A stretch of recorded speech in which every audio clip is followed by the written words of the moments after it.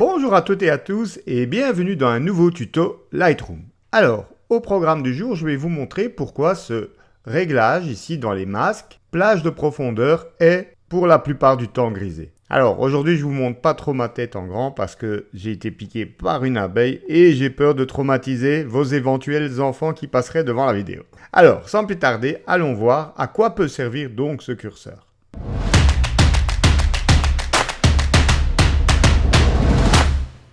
Eh bien, la raison pour laquelle ce curseur plage de profondeur est habituellement grisé, c'est parce qu'il ne fonctionne qu'avec un certain type d'image qui est l'HEIF, High Efficiency Image Format, qui est un format d'image qui n'est pas encore très standard, mais qui permet de compresser beaucoup plus les images tout en offrant une qualité supérieure au JPEG.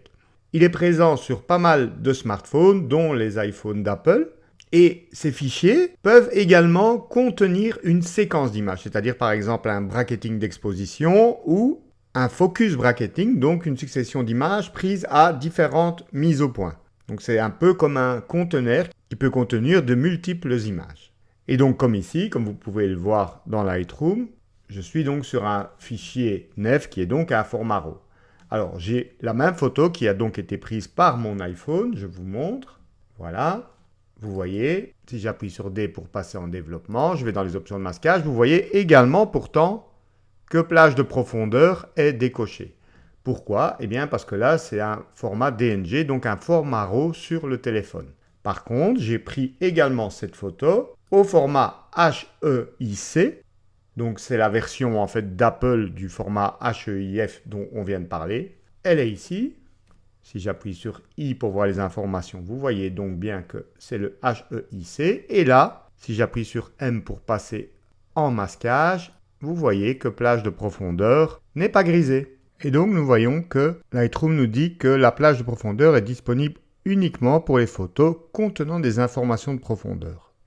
Et que sont donc ces informations de profondeur? Eh bien, elles sont contenues dans une couche supplémentaire de l'image. Je vous ouvre le fichier dans Photoshop, car Lightroom n'est pas capable de montrer les couches. Voilà. Et donc, si on va dans la palette des couches de Photoshop, vous allez avoir la couche rouge, vert, bleu qui constitue toute l'image, et une courbe supplémentaire qui est appelée courbe de transfert de profondeur. Et donc, vous voyez, au plus ici c'est sombre, au plus c'est net, au plus c'est clair, au moins ça l'est. Et donc maintenant, on va retrouver cette courbe de transfert de profondeur dans Lightroom, ici, donc dans plage de profondeur. Donc je vais tirer le curseur, par exemple, de gauche vers la droite et cliquer sur afficher la carte de profondeur qui va donc la montrer en rouge. Vous voyez en blanc les zones qui sont impactées ou à l'inverse, en noir, les zones qui sont protégées du réglage. Donc par exemple ici, si j'applique un réglage, le réglage ne va s'appliquer que dans les zones rouges et non noires, le noir étant la protection. Donc je vous montre un exemple, je rappuie sur O 2 fois. Voilà. Regardez, j'éclaircis uniquement les fleurs qui sont les plus nettes. Ou si maintenant je veux l'inverse, je veux impacter uniquement l'arrière-plan. Alors pourquoi par exemple? Eh bien, imaginons que vous vouliez simuler un peu moins de profondeur de champ. Eh bien, on va cibler l'arrière-plan. J'appuie sur O pour que vous voyez le masque en noir et blanc. Comme ça, c'est similaire à celui que vous voyez dans Photoshop. Donc, les zones noires seront protégées du réglage et les zones blanches seront impactées. Donc, j'appuie encore une fois sur O. Et donc, maintenant, par exemple, je vais baisser le contraste. Vous voyez, regardez l'arrière-plan. Il se décontraste. Je vais, par exemple, baisser la texture. Et vous voyez que on a l'impression du coup que c'est plus flou à l'arrière-plan. On peut par exemple baisser un petit peu la clarté également. Voilà. Alors pas trop évidemment, mais vous voyez qu'on peut accroître l'impression de faible profondeur de champ. On peut aussi également jouer avec correction du voile. Je vous montre un petit avant-après. Attention à la correction du voile, si vous allez vers la gauche, ça va donner une impression de brouillard, mais peut-être que c'est quelque chose que vous pourriez rechercher dans une autre photo. Et par exemple, vous pouvez baisser un petit peu la netteté également. Voilà. Augmenter la réduction de bruit pour encore un peu plus lisser l'arrière-plan. Voilà. Avant, après.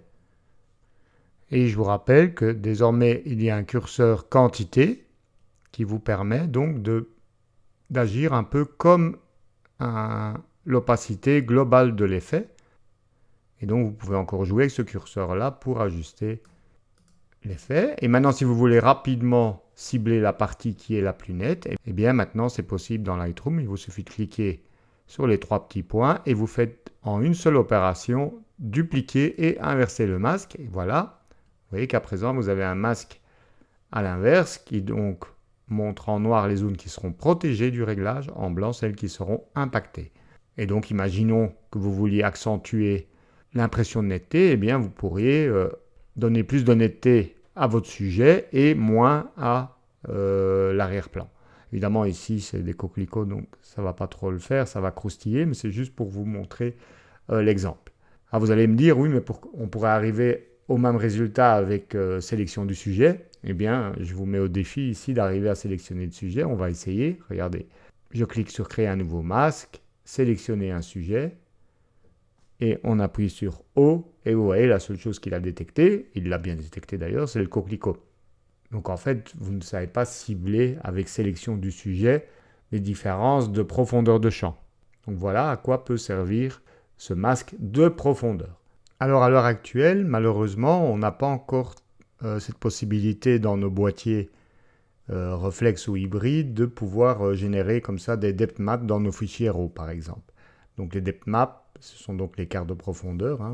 Et donc actuellement, ce sont les smartphones, enfin pas tous, mais pas mal de smartphones qui sont un peu orientés photo, qui permettent de créer cette carte de profondeur. Alors pour savoir si le vôtre est compatible, il suffit de taper dans Google le nom de votre modèle et depth map, c'est souvent le terme qui est utilisé, ou carte de profondeur. À noter que des boîtiers récents tels que le Canon R5, R6, le Sony A1 donnent la possibilité d'enregistrer ces fichiers au format HEIF, mais pas dans le but de créer, pour le moment en tout cas, une carte de profondeur, mais parce que le fichier HEIF est plus performant et de meilleure qualité et pèse moins lourd que le JPEG, puisqu'il peut contenir jusqu'à, sur les boîtiers, je pense pour le moment, 10 bits ou quelque chose comme ça, alors que le JPEG c'est du 8 bits. Donc vous aurez plus de latitude de retouche aussi.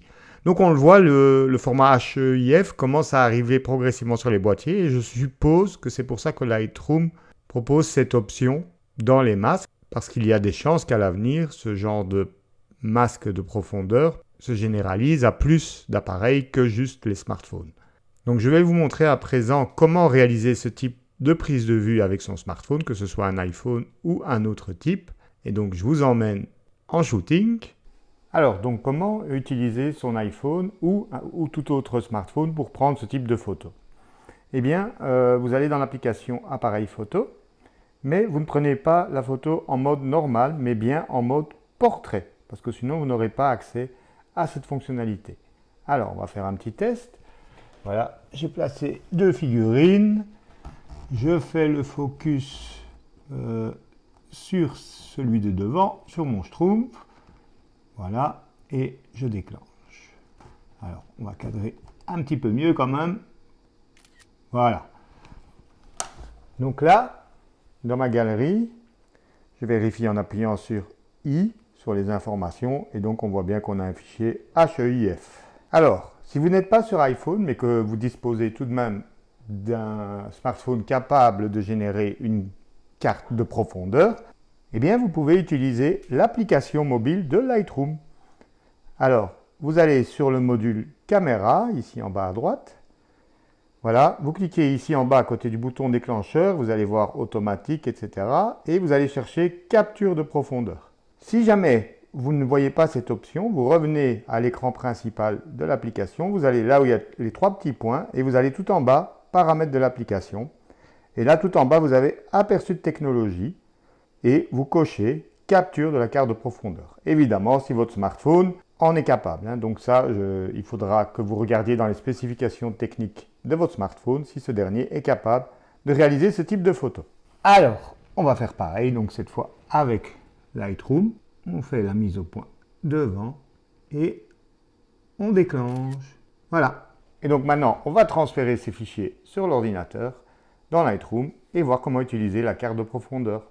Alors, je transfère donc les deux photos, donc ici sur l'ordinateur. Donc ici, c'est celle prise avec l'application appareil photo. Donc je clique ici sur l'icône partager, AirDrop, voilà, MacBook Pro d'Olivier. Et la voilà donc arrivée. Ok, et on va faire donc pareil pour Lightroom. Hop, on va dans la galerie, on ferme l'appareil photo, on vient ici et on va donc la partager via AirDrop également. Voilà, MacBook Pro. Alors attention, quand vous l'envoyez comme ça, je vois qu'il en fait un JPEG en fait. Donc vous voyez ici, il a envoyé un JPEG en partage, donc ce n'est pas la bonne option de partage. Alors donc on va l'exporter en tant que, pour pouvoir choisir le type de fichier, je choisis d'origine. Voilà, très important, sinon vous n'aurez pas la carte de profondeur. Voilà, et je fais enregistrer l'image, je la retrouve dans ma galerie, je vérifie dans les infos qu'il s'agit bien donc de la photo enregistrée depuis Lightroom et qu'elle est bien au format HEIF, ou sinon je n'aurai pas accès à la carte de profondeur. Je l'envoie vers le Mac, partager AirDrop, hop, et donc là vous voyez à l'écran qu'on a bien affaire à du HIEC. Alors je vais les ouvrir dans Lightroom, je les glisse sur l'interface de Lightroom, voilà, importer, et donc voici nos deux fichiers avec une carte de profondeur. Et vous voyez qu'on a bien accès à la plage de profondeur. Voilà le masque que l'on peut générer. On appuie sur O, vous voyez le masque en noir et blanc. Et donc on peut décider d'assombrir le fond par exemple, ou tout ce que vous voulez. Et donc vous pouvez soit donc ajuster les curseurs manuellement, soit si vous préférez, vous pouvez en fait cliquer dans la zone que vous voulez cibler. Donc imaginons que je veuille cibler cette zone un peu en arrière-plan du Schtroumpf. Eh bien vous voyez que du coup cette zone est plus en blanc. Et donc je vais lui appliquer par exemple un réglage d'éclaircissement. Vous voyez que c'est cette zone qui est la plus impactée. Ou à l'inverse, si je voudrais plus cibler tout l'arrière-plan, eh bien vous voyez que le Schtroumpf est protégé. Le Schtroumpf et l'avant-plan sont protégés.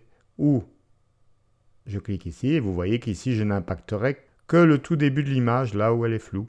Imaginons que je veuille la rendre encore plus floue, eh bien je baisse la texture, la netteté, et je baisse légèrement le contraste. Vous voyez?